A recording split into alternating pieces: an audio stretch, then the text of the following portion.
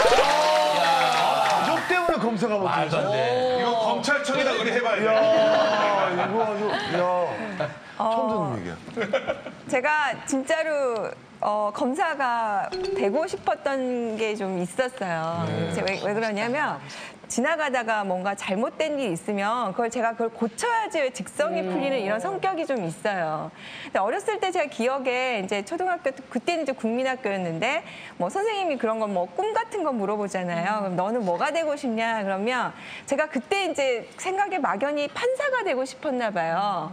그러면은 법관이 되고 싶어요 이렇게 얘기를 하는데 네 법사가 되고 싶습니다. 상정법사.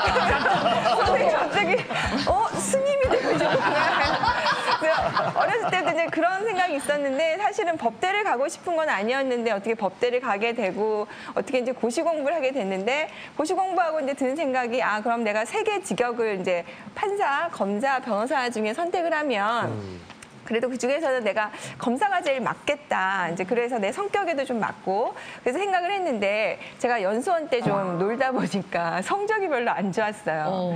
그래서 이제 판사 다음에 검사고 그 다음에 이제 물론 이제 원래 변호사가 되고 싶은 분도 있겠지만 이제 순서가 성적 순위 이제 판사, 검사가 성적 순위로 보통 되거든요. 근데 제가 그 커트라인에 딱 걸린 거예요. 다들 그렇게 얘기하죠. 커트라인. 근데 정말 딱 커트라인에 걸렸는데 근데 그거를 이제 마지막이 아니라 구조공단이라는 데 가서 근무를 해서 이제 순서를 좀 기다리면 1, 2년 있으면 검사가 되고 싶은 그런 케이스가 있어서 이제 구조공단에 지원을 했는데 이제 그때 딱 우리 남편을 만나서 결혼을 했어요. 솔직히 얘기해서 가족이 발목을 잡아요. 성적이 발목을 잡았다. 이게 또 참될 수 있었는데. 그래서 이제 그때 이제 제가 그 1년이 딱 지나고 나면 이제 검사로 발령이 날 수 있는 때가 됐는데 그때 이제 결혼하자마자 허니문 베이비가 돼가지고 저희 엄마가 피임을 하지 말라 그래가지고 저는 또 그대로 말을 듣고 정말 허니문 베이비가 나서 큰애가 된 거예요. 그러니까 처음에 그 구조공단에도 면접하러 갈 때 입덧을 하고 갔어요. 입덧하면서 정말 말도 잘 못, 입덧할 때는 저는 이렇게 말을 못 하겠더라고요. 어떻게 해서 이제 공단에 가가지고 이제 큰애를 낳고 이제 그 다음에 발령이 날 즈음이어서 선택을 해야 될 즈음이 됐는데 자기도 잡을 수 있을 것 같고. 근데 늦었으면 그때 다 잡아드리고. 지금 그랬으면 이제 구속이면 채용됐어요. 바로.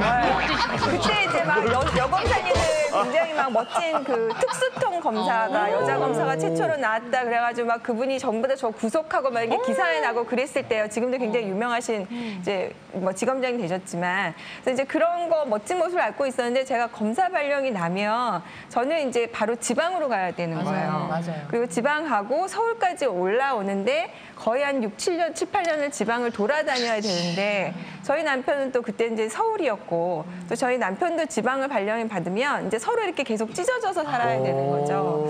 그렇게 생각을 해보니까 뭐 변호사라는 직업 자체도 뭐 나쁘지는 않지만 내가 굳이 무슨 사명을 띠고 검사를 하겠다고 내 가족을 전부 다 뿔뿔이 해줘서 다니겠나 뭐 그런 생각에서 이제 변호사로 했고 물론 아이들이 고맙고 결혼 생활을 잘하고 있는 게 정말 고맙고 저한테는 이제 충전하는 힘이 되지만 그래도 그 아쉬움이 남아있는 거는 그 마음속에 지워지지 않네요. 남편분이 그 검사 그 지원 그 고민할 때 뭐라고 얘기를 하셨어요?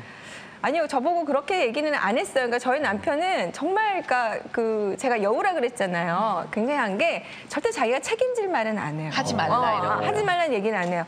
어떻게 하면 좋을까? 그러면 당신이 잘 생각해. 그래서 제가 뭘 하면 좋겠다 그러면 씩 웃고 그걸 이제 받아들이고 하는 거지 자기가 먼저 저한테 이걸 했으면 좋겠다 저걸 했으면 좋겠다라고 얘기는 안 해요. 네. 알아서 결정을 알아서. 그쪽으로 하게 네, 유도하는 네. 부분이 자기가 자기 발목 잡게 했네.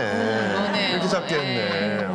근데 일하는데 가족들이, 그러니까 남편이 그러고 보니 참 걸림돌이네. 내가 일하는 거나 아니면 다른 인생을 사는 데 있어서 그럴 때가. 저는 지금도 걸림돌이죠. 우리 남편이 문자 보내서 방송에 나가서 속궁합 얘기를 했나? 환자가 지금 얘기를 하는데 굉장히 거북하네. 걔도 말을 안 듣잖아요. 이 남편의 걸림돌은 또 이 마누라예요. 그 말을 들어 먹어야지. 이 뭐 고삐 풀린 말이 뭐 얼마나 불안하겠어요, 나를 보면. 저기 가서 무슨 얘기를 할까? 아유, 단호한 면이 있어요.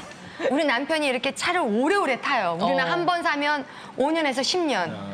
제가 타던 차를 주로 이렇게 받아서 타요.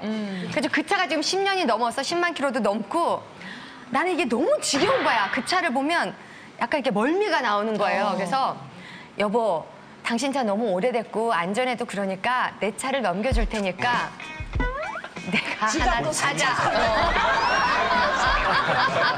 그때 이제는 정말 무서운 얼굴로 빚 갚어! 그래가지고 제가 알았어! 그러고 아직도 타던 차를 서로 걸림돌입니다. 김명만남님은 남편이면 되게 귀여울 것 같아요. 네. 징그럽게. 표정 징그럽게 귀여울 것 같아. 네, 그러니까 얼마나 예뻐. 그러니까요. 방송에서 이렇게 솔직한 사람이 누가 있어요. 그쵸. 드물지. 속궁합으로 어떻게. 아니, 김명만남님은 뭐 일하는 거에 남편이 좀 걸리거나. 그러게. 저는 네. 이제 시사 프로그램 안 하고 방송을 쉰 지가 1년 반 정도 됐거든요. 근데 그러면서 이제 농사 일에 빠지게 된 거예요. 그래서 배추도 가꾸고 고구마도 캐고 감자도 캐고 그게 너무 재밌는 거예요. 그러니까 어른들한테 그 스트레스 해소는 흙을 만지는 게 스트레스 해소가 돼요. 네, 아무 생각이 안 나. 계속 빠지는 거예요. 그래서 뒤에다가 궁둥이 의자가 있어요. 가랭에다 껴가지고 붙이는 거. 그거 있으면 그냥 밭에 그냥 철퍼덕 앉아가지고 계속 캐는 거예요. 끝까지. 그 우리 남편이 저한테 부인! 광고를 하지 말고 올라오시오! 밭일을 못하게 하는 거야. 부인! 앞으로 방송하실 분이 그 얼굴에 기미가 뭐여? 그래서 죽은 깨는 또 뭐야? 막 그래. 그리고 통장은 자기가 세.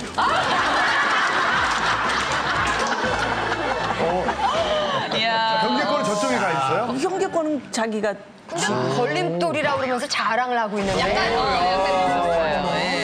그렇습니다. 걸림돌이 없어. 사랑합니다.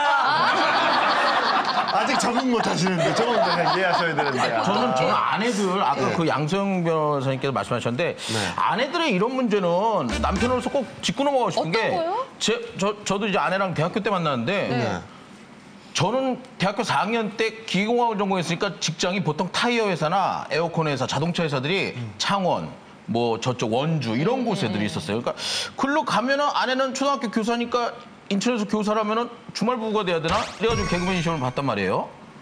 근데 같이 있고 싶어서 그걸 안 가고. 근데 요즘 아내가 교사도 막 10여 년을 하다 보니까 이 가르치는 거에 대한 더 욕구가 생겨서 대학원 석사를 따기 위한 교사들, 초등교사들이 되게 많나 봐요.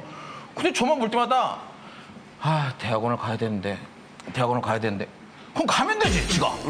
가면 되지. 가. 내가 3년 전에 간다고 했을 때, 셋째 안 났었으면 가잖아. 그래, 맞아. 그러니까, 아니, 그럼 일단 시험 보고 합격해갖고 와봐. 그럼 내가 그거 인정해줄게. 지가 공부 안 해서, 시험 안 보고, 지가 지 실력이 안 돼서 간 건지. 애 낳느라고 공부를 못한 거죠. 거예요. 제가 옛날에 한번 얘기한 적이 있는데 저는 정말 저희 아내 때문에 제가 정말 좋아하는 골프의 제 목표는요. 방송을 너무 하고 싶었는데 방송을 못했잖아요.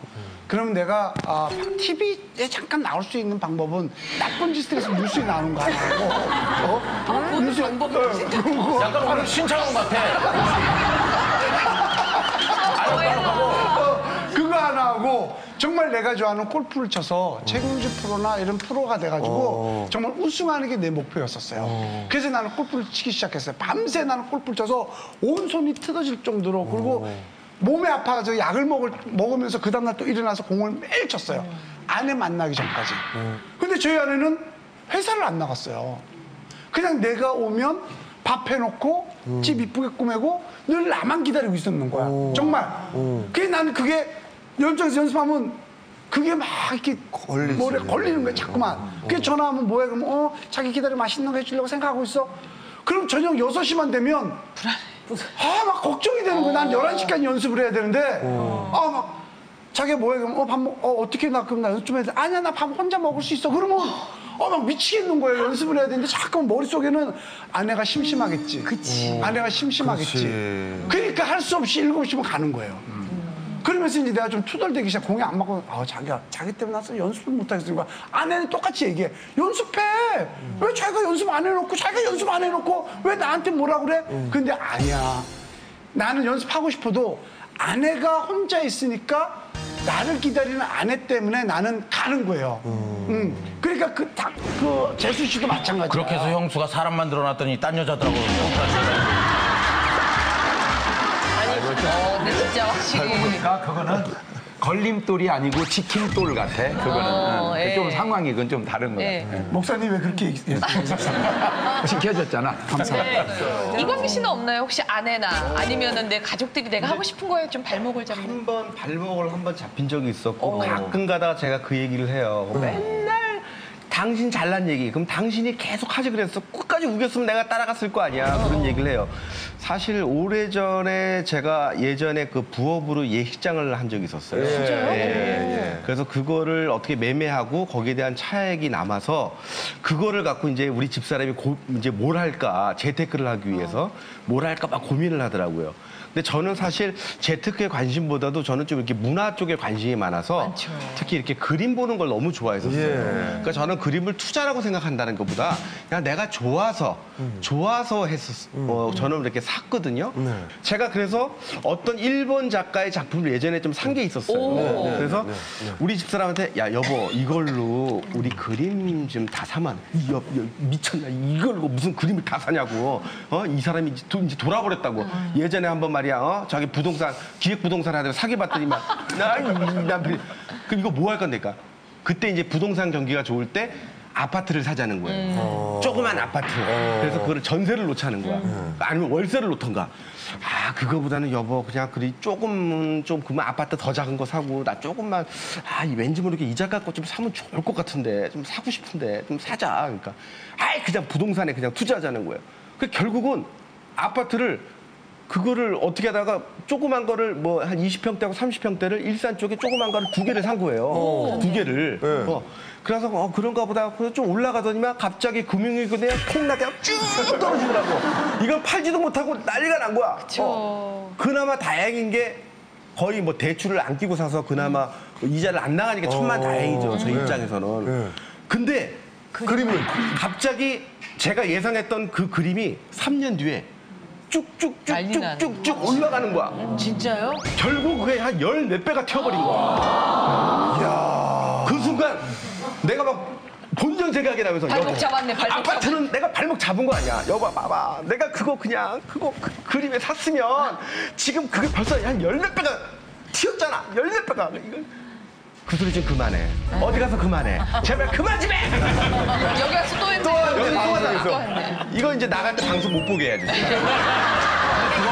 씨는 그림을 볼 줄 아는 눈이 있었던 거잖아요. 그렇죠. 얼마나 다행이에요. 저는 이제 몽마르트 언덕에 프랑스에 가가지고 그림이 너무 멋있는 거예요. 저도 미술을 했거든요. 그렇죠. 볼 줄 아니까 사갖고 왔어. 호텔방에서 그걸 팍 보면서 이 사람이 뉴욕에 전시하고 상하이에 전시하고 이런 꿈을 꾸면서 너무 행복한 거야. 근데 이 사람을 밀어줘야지. 내일 하나 더 사야지. 그래가지고 또 몽마르트를 또 찾아갔어. 그 사람 보지도 않고 내가 산 그림을 또 그리고 있어. 공장이었어, 공장. 어떻게 보지도 않고 그걸 똑같이 또 그리고 있지? 거기서 내가 정말 쓰러질 지경이었어요. 그래도 아까워서 어떻게 집에 와가지고 제일 소파 뒤에 이렇게 딱 걸어놨더니 이상벽 선배님이 우리 집에 오더니 저 이발소 같이 생긴 그림은 뭐냐? 당장 떼라 이래가지고 그 그림 지금 없어졌어요. 저는 사실 굉장히 힘들었어요. 결혼이 적성에 안 맞으니까. 그렇죠. 그러니까 뭐랄까 아무리 갚아도 갚아지지 않는 빚 같은 거예요. 그러니까 밑 빠진 독에 계속 물을 붓는 기분이에요. 그러니까 저는 어떤 게 있냐면 월세를 낼 날이 다음 주면 미리 준비를 해야 직성이 풀려요. 그런데 집에다가는 생활비를 갖다 줘도 뭘 해도 항상 부족하고 항상 와이프의 기대에 나는 못 미치고 그다음에 뭐 이렇게 요구사항은 끝이 없고 물론 들어준 적은 없지만 그래서 제가 또 아이들이 있는 환경을 싫어해요. 전 집이 뉴욕의 스튜디오 같이 깨끗한 환경을 좋아하는데 집에 가면 뭐 아이 기저귀 걸려있고 이런 게 싫어서 거의 안 들어간 적도 많아요. 그래서 결혼 생활이 내년이면 19년인데 내년 19년인데 정말 한 15년은 너무너무 제가 결혼한 걸 후회하면서 살았어요. 정말 그때 와이프의 눈물을 외면하고 파혼을 했어야 되는데 그때 와이프의 눈물 제가 이제 약혼을 하고 나서 도저히 결혼을 못할 것 같더라고요. 그래서 이제 호텔 커피숍에 불러서 파혼하자. 이혼보다는 파혼이 낫다. 그랬더니 와이프가 눈물을 흘리면서 자기가 잘하겠다고. 아, 그게 악어의 눈물인지 나중에 알았어요. 그때 그 눈물을 외면하고 제 냉정한 판단을 믿었어야 되는데 그래, 한 여자가 저렇게 나를 순수하게 이렇게 뚱뚱한 놈을 이렇게 순수하게 사랑하는데 이걸 외면하면 내가 인간도 아니다 했는데 인간이 아니었어야 돼요, 그 순간에. 지금도 그 안타까운 순간이 있는데 아무튼 15년은 정말 자식을 봐도 힘든 거야. 야, 나는 죽을 수도 없겠구나. 저는 언젠가 죽을 수 있는 자유라는 걸 굉장히 전 좋아했거든요. 언젠가 멋있게 히말라야에서 죽으리라 뭐 이런 생각도 했었는데 자식을 보니까 제가 30살까지 내가 살아야 되겠다는 생각이 들어요. 네? 제가 옛날에 히말라야 도 닦으러 가려고 그랬거든요. 근데 아침잠이 많아서 포기했어요. 도를 닦으려면 히말라야 편의점이 없어서 거기 있으면서. 보통 도 닦으려면 새벽 3시 반에 일어나야 되거든요. 그래서 아무튼 그때 자식에 대한 거 와이프에 대한 거 하다가 얼마 전에 이제 가로수길에 와이프랑 같이 이제 옷도 쇼핑하고 이제 꽤 유명한 디자이너가 제 후배예요. 거기서 이제 다 이렇게 또 옷도 샀는데 또 기프트 선물도 받고 하니까 이제 애들도 신나하고 와이프도 좋아하고 이제 맛있는 또 팥빙수 집이 있더라고요. 그래서 팥빙수를 먹으면서 아빠 곧 죽을지도 몰라 그랬어요. 요새 제가 너무 일을 많이 해서 잠이 부족하다 보니까 사실 일만 하면 괜찮은데 제가 또 일 끝나고 또 놀아야 되거든요. 그러니까 노는 시간까지는 너무 부족한 거예요. 그러니까 잠을 8시간을 못 잔 지가 꽤 됐어요. 그러니까 요새 심장이 막 부담이 와서 잠을 못 자면 심장으로 죽거든요. 그래서 내가 아빠 심장 때문에 죽을 것 같으니까 셋 다 깜짝 놀라는데 야, 산 보람이 있구나. 이 세 여자가 나의 죽음을 진짜 걱정해 주는구나. 그때 제가 받았어요. 아빠가 이제 노는 시간을 줄이고 잠자는 시간을 늘려서 좀 더 살도록 할게. 그래서 제가 요즘을 보면 이 두 자식이 걸림돌이 아니라 내가 사람을 만드는 지킴돌이었다는 거예요. 예, 박수 받으시고 처음으로 박수를. 그리고 오늘 아침에 이제 동치미라로 나오면서 와이프를 보는데 너무 자신감이 없어 보여. 그러니까 당신 왜 그러니까 나이 먹는 게 너무 속상하대요. 그래서 내가 나이 먹는 걸 즐겨라. 근데 여자는 그게 또 안 되나 봐요. 그래서 내가 아내를 보니까 이제 안쓰러운 거야. 15년 동안 쇠가 빠지게 나 때문에 고생했으니까 저 늙음의 책임이 내가 좀 큰 것 같아서 좀 와이프한테 월급도 좀 올려줬어요. 아직까지 구독과 좋아요 안 누르셨어요? 지금 당장 눌러주세요.